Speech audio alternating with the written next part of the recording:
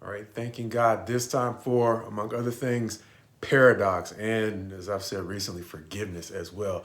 In this chapter that paradoxically has 75 verses, but those 75 verses, even though they would make for what would seem to be an even longer struggle with summarizing the chapter, it might actually paradoxically, if I haven't already said that, force me into a more concise summary in this chapter. That, as we talk about thanking God for forgiveness as well, marks an opportunity for us to say thank you to Christ for fulfilling an otherwise difficult obligation that provides us forgiveness. And so, for that reason, I want to call Matthew chapter 26 full, understanding that he is going to mark the difference between that theme that we have mentioned before, meaning the downside of that whole glass half full thing is the pattern that we seem to have found the Pharisees, and I talk about the Pharisees a lot because they're the more famous wing of that faction that is looking at the glass half full, looking for the worst in the Christ. And beyond that, his disciples, or those who are actually optimistic about his potential, are looking at the glass as we have described it as half full. But as we mentioned with the rich young ruler, so he is called, we are seeing that there is another level beyond simply aspiring to be his disciple or to serve him and, God willing, bring about the peace that he has promised is possible. There's another level that will allow us to fulfill our purpose, and he is helping us understand the difficulty in actually fulfilling purpose when, as he's facing here, death is the actual cost of doing right. So with that, the summary, verses 1 through 2 show us that after 2 days, he is going to prophesy that the Passover is going to come, and likewise his crucifixion. Not using those words, however, he is talking about his death, going on in verses 3 through 5 to show that the Pharisees and others are still conspiring to make that come about, meaning his death by crucifixion. Eventually we'll find out, as verses 6 through 13 will show that some folks get it. And even though he is repeatedly prophesying his death and it doesn't seem to be clicking with everyone, he is going to be anointed by one woman who does seem to get it. She is going to be rebuked by the expensive nature of her gift, the oil that she is using to anoint him. But as she is being rebuked for wastefully using expensive stuff that could be used to provide for the poor, he is going to help put this event in perspective and help them understand that it is right to consider the poor, but understand the situation. The poor will be with you, but he is about to go, and she gets that. He credits her for getting it and credits her likewise for being one who will be remembered for her kindness, at this time. As verses 14 through 16 show a contrast, as those first 16 verses or so show us a back and forth between positives, the prophecy that Jesus has of fulfilling the difficult road ahead, then back to the Pharisees who are actually trying to conspire against him, the woman who gets it and anoints him. Now we'll go to verses 14 through 16, as we mentioned, where Judas will be looking for his opportunity to betray the Christ, making the initial portions of the deal to actually betray him. Going on in verses 17 through 25, they will actually assemble for the Passover, at which point Christ will, toward the end, after he really puts us on a path at the Passover that will lead to the institution of the Lord's Supper. Before we get to the institution of the Lord's Supper, he is going to issue a warning as he prophesies that he will be betrayed and determined, for whatever reason, to do the dirt that he is about to do. Judas hears the warning, pretends that he's just like everybody else, but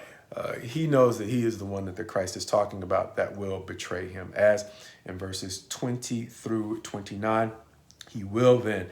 institute the Lord's Supper, which is once again foretelling his death. Going on in verses 30 through 35, it will move over to the Mount of Olives, where he will break the bad news to them that no matter what they think, the passage or the prophecy that says strike the shepherd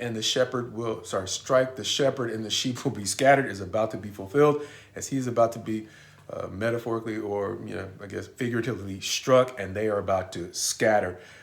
They're gonna protest and say that it's not gonna happen. They can't believe it, but it will happen, as we'll see in verses 36 through 46. He will go to the Mount of Gethsemane with them, praying 3 times. to the Father at least twice, asking that if it's possible to let the cup of suffering that confronts him,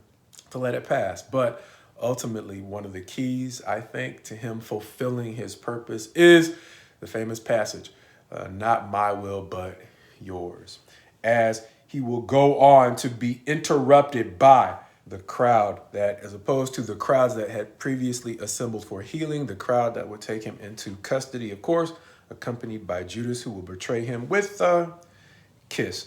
Going on, the interesting contrast in that crowd, I probably should just save it for the end, is the way in which he's going to notice in verse 55. By day, he moved openly, and they were too scared to do anything to him. But by night, all of a sudden, by night, and with their numbers, they're all of a sudden bold, leading us into verses 57 through 68, where they will assemble a council looking for false testimony, anything that they can get to basically accomplish the purpose of getting rid of the Christ. And once they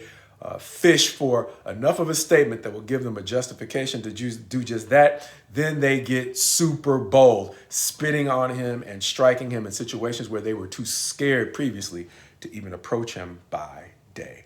Verses 69 through 75 showing the result that just as the shepherd was struck and the sheep scattered, Peter, who still held on to the belief that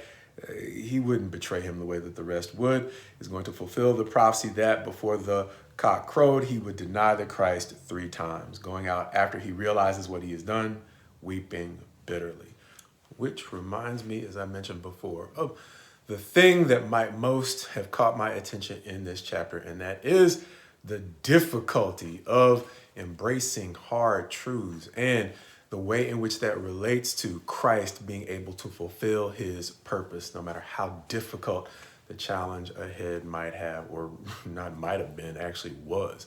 And so understanding that, we see, I guess, the basic division in this chapter kind of corresponds to the one that we saw early on. The Pharisees, as I use them to represent that group of people who have now assembled against Jesus, looking at the glass as half empty, looking for everything that they can nitpick and find as a justification at this point to just get rid of him. Then we have the disciples who, even with the best of intentions, now having the faith, imperfect as it might be, to see the glass as half full, seeing the potential that the Christ has to not only bless them, but all of us. And even with the best of intentions, one of the more famous passages from this chapter is, the spirit is willing, but the flesh is weak. And not only did they struggle to just stay awake and keep watch with him as he prayed for himself, not to, I'm guessing in some ways, back down from the challenge, but that was just a mirror or a reflection of the greater truth that they were having trouble embracing. And that was, even they, out of all of the betrayal they had probably seen from the others, Judas excluded, because he was fully set on betraying the Christ, they couldn't believe that they would betray him as well, even if it was to a lesser degree. And so that is one of the things that reminds me of exactly what he's saying. Even at my best, I'm embarrassed sometimes about the ways in which I'm still just flat out weak. But one of the things that encourages me is, not only is he telling them to watch and pray, he's praying himself. This is God in the flesh, facing challenges on this earth from the enemy that drive him to beg the Father for help at this very difficult time. And so even though I can be embarrassed by my own weakness, I am encouraged by the way in which Christ deals gently with the weaknesses of his disciples, and himself is humble enough to pray, understanding that even as God's son, with all of the miraculous things he had done and all of the possibilities that he knew were within God's power, there were still some difficult truths that this life presented to him, truths that he needed God's help in embracing. And so with that, it's a reminder that if we are going to move beyond merely having faith to reaching our potential, we have to embrace the fact that life is filled with some difficult truths that can drive us in a number of directions, 3 of which we see in this chapter, where the truth drives the Pharisees and those assembled with them to denial, understanding that they, along with Judas, get to a point where even when Christ is warning Judas about the consequences of what he is about to do, he has let himself slip into such a denial that for whatever reason, he is fixated on a course that is not only damaging to the Christ, but to himself. Beyond the denial, even when our hearts are set in the right place, as he has already told us through the lens of truth, there are some truths that our spirit may want to embrace, but our flesh will find it difficult to acknowledge. And as we mentioned, his apostles had trouble wrapping their minds around the reality that they could betray him too. Finally, with their Christ, even though he foretold his own death and fully understood the difficulties ahead of him, there are still some times when no matter what we are seeing and how clear our vision might be, clearer vision actually just makes the challenge seem worse, requiring us to pray more. And so with that, it may be both humbling and comforting to see how Christ shows us the way in which not only humility, but genuinely trusting God, and within that humility, understanding that there are some difficulties that are beyond our willpower to overcome. He shows us the way in which turning to God can help us overcome the denial that kept Judas and the Pharisees from acknowledging the truth, the weakness that, as willing as the disciples were, that kept them from reaching their potential in terms of their spiritual loyalty and desire to stay by the Christ. And then finally, the sorrow that in some ways seemed to have set upon the Christ himself as he was making a very difficult decision to press forward in the Father's will. Likewise, he understood the way in which God could help him overcome the sorrow that stood between him and his potential. Not necessarily for himself, but his potential to be who he was supposed to be for us. Leaving us an example that the greatest challenges to our courage quite possibly might be those challenges that would separate us from fulfilling the role that we have in the lives of his people.